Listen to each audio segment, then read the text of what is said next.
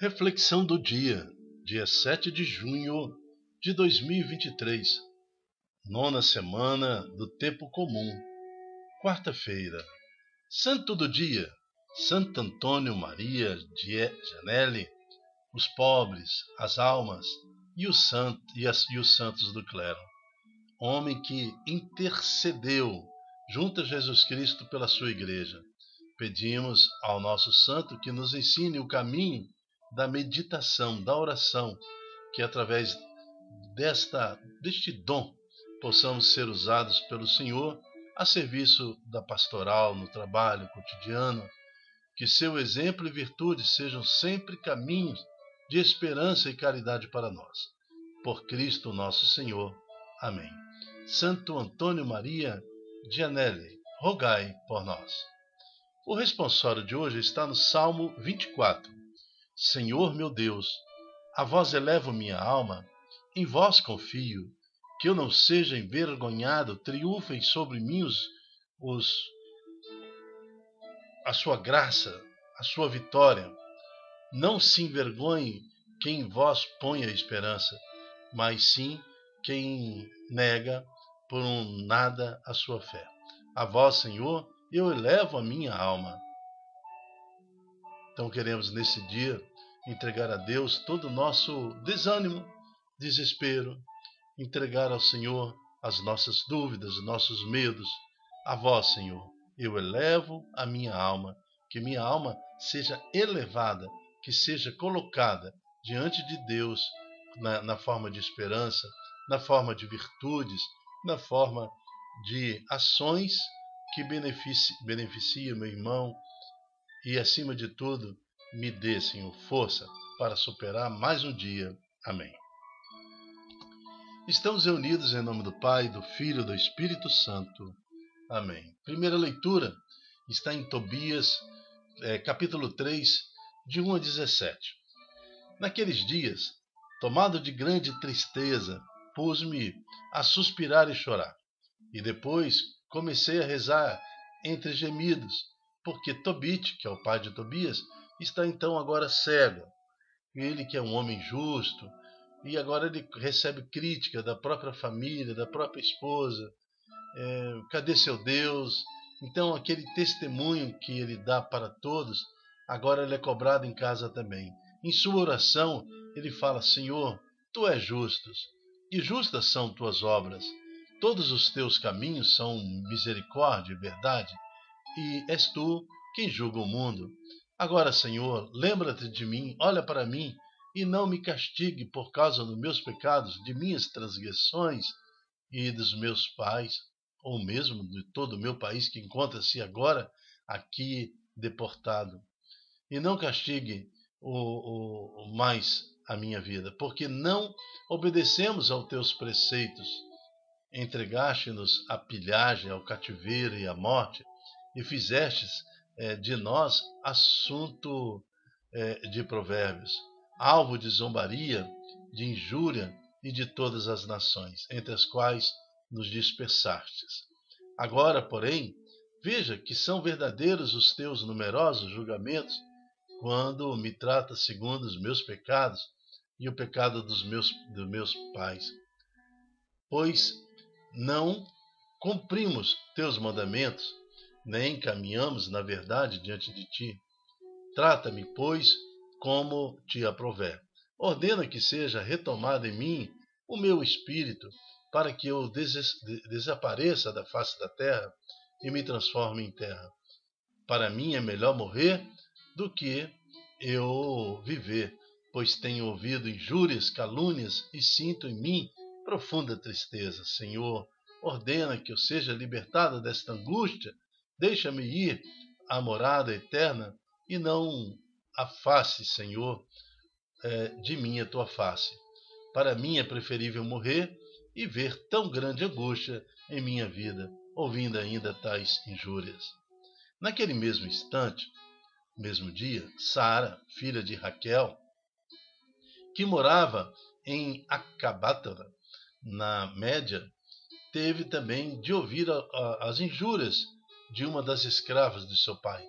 Ela fora dada em casamento a 7 homens. Mas o perverso demônio as mordeu, havia-os matado antes de entrarem com ela numa noite de núpcias, de tê-la como esposa. A escrava disse-lhes: És tu que sufoca teus maridos? Já foste dada a 7 homens, e de nenhum até agora tiveste proveito, porque nos espanca por terem morrido os teus maridos? Vai-te embora com eles, e jamais vejamos filho ou filha nascida de ti. Naquele dia, Sara ficou com a alma cheia de tristeza e pôs-se a chorar, e subiu aos aposentos do pai, no andar superior, com a intenção de sufocar. Veja que nós temos a realidade de um homem que ora em um local, e acredito que uns 30, 40 quilômetros de distância, a Raquel, que ora a Deus por um outro motivo, né? Um ora por se sentir abandonado e o outro ora por se sentir amaldiçoado. E essas duas orações são ouvidas pelo Senhor. Mas pensando melhor, disse consigo mesma, não quero que venham injuriar a meu pai e dizer-lhe: tinhas uma filha muito querida e ela sufocou-se por causa das suas desgraças. Assim eu faria baixar a sepultura a velhice amargurada do meu pai. É melhor para mim, em vez de me sufocar, pedir ao Senhor que me faça morrer, para não mais ouvir injúrias em minha vida. No mesmo instante, estendendo as mãos em direção à janela, fez esta oração: Tu és bendito, Deus de misericórdia, e é bendito eternamente o teu amor. Na mesma hora, a prece dos dois, tanto do Tobit e tanto de Sara, foram ouvidas perante a glória de Deus. E Rafael, um dos anjos do Senhor, foi enviado para curar a ambos. Palavra do Senhor. Graças a Deus. Um intercede por um motivo, outro por outro motivo. As duas orações se encontram nos aposentos do Senhor. E o anjo Rafael, então, é enviado para libertar essas duas famílias dessas suas angústias.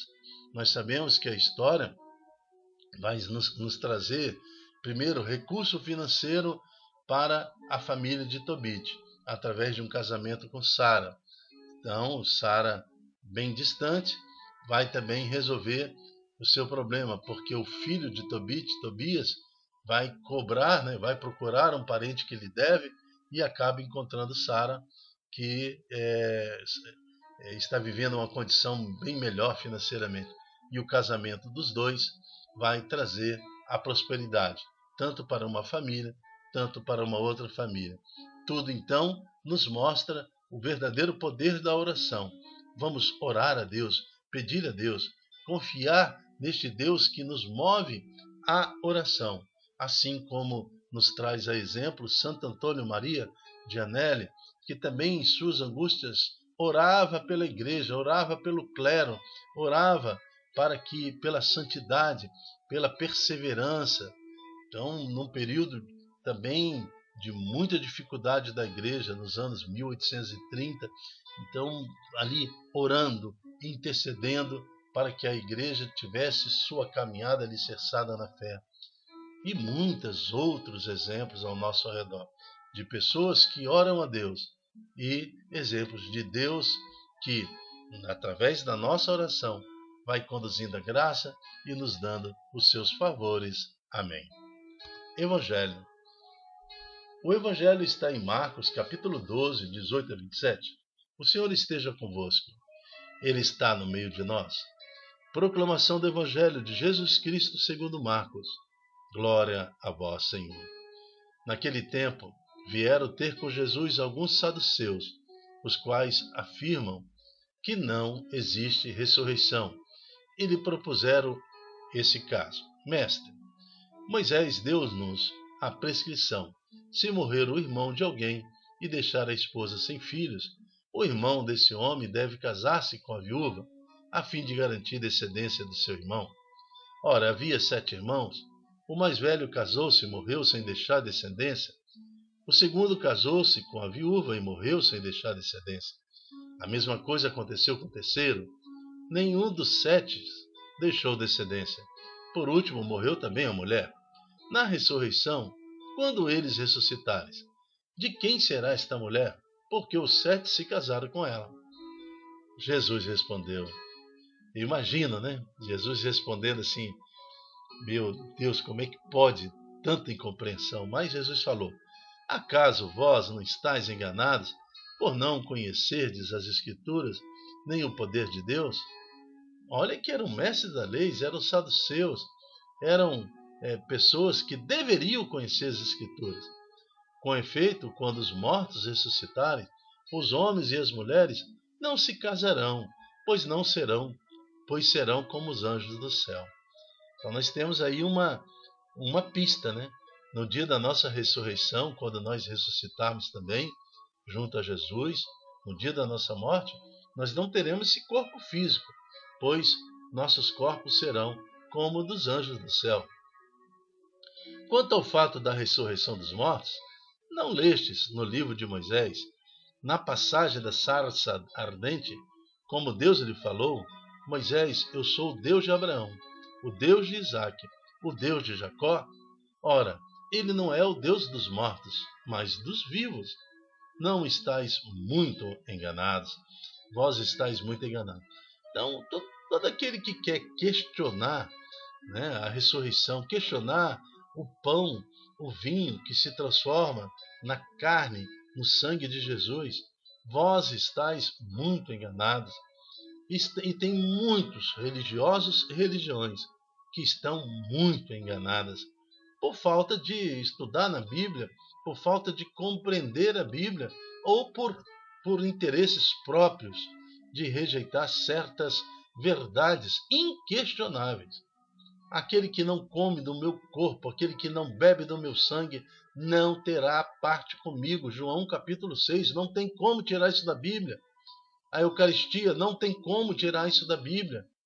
A Santa Eucaristia, a instalação da Eucaristia, comer e beber o pão, o vinho, aquele que se transforma no meu corpo e no meu sangue, não tem como tirar isso da Bíblia. E agora, sobre a ressurreição, Jesus fala, vós estáis muito enganados. Aqui falando para aqueles que não acreditam na ressurreição. Porque não acreditar na ressurreição é não acreditar no plano de salvação de Deus para todos nós.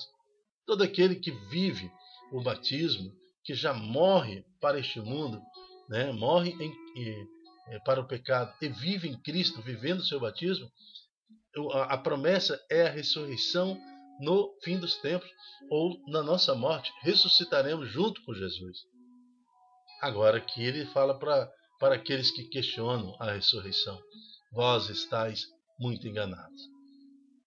Mas nós temos a convicção no nosso coração de que o Cristo é que nos dá o caminho de volta ao Pai. É por Cristo Jesus que chegaremos ao Pai. A nossa salvação está em Cristo. A nossa salvação está no fato de um dia sermos ressuscitados para a vida eterna e convivermos com Deus. Amém. Palavra da salvação. Glória a vós, Senhor. Eu me chamo Dilton Góes. O nosso projeto chama-se Ai de mim, se não evangelizar. Vamos preparar o nosso coração para amanhã reconhecermos na Santa Eucaristia a presença de Jesus Cristo. Amanhã toda a igreja vai estar celebrando e comemorando o Corpus Christi, ou seja, o corpo de Cristo. Né? Com a igreja louvaremos a Deus e bendiremos ao Senhor pela Santa Eucaristia, instrumento que nos recorda e nos traz a paz do Senhor e que nos faz dignos de sermos ressuscitados com Jesus Cristo para a glória de Deus. Amém. Até a próxima, se Deus quiser. Tchau, tchau.